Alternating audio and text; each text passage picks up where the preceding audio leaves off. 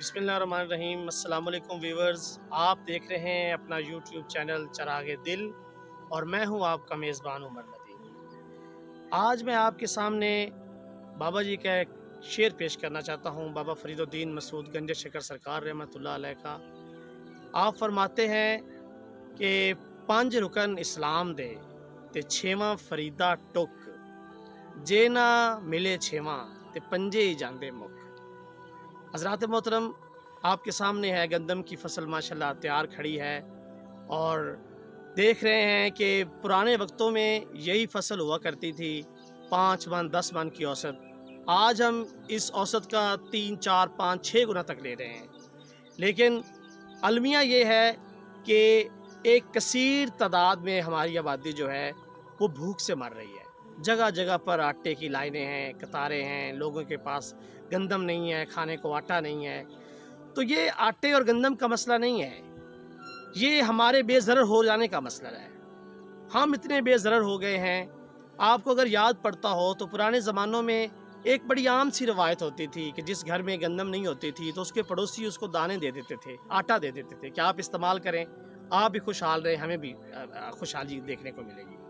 तो एक का सुख दूसरे का सुख होता था।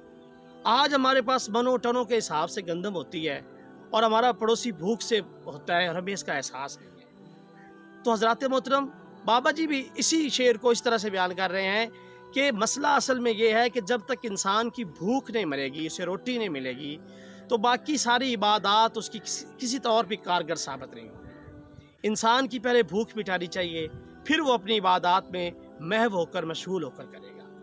और भूख मिटाने का तल्लक चूँकि है तो मालिक के साथ, लेकिन जोड़ा उसने इंसानों के साथ हुआ है। अब हमारा अलमिया ये है कि हम इसकी तरफ तवज्जो ही नहीं देते, अपनी भूख को भूख समझते हैं, दूसरों की भूख हमें नज़र भी नहीं आती।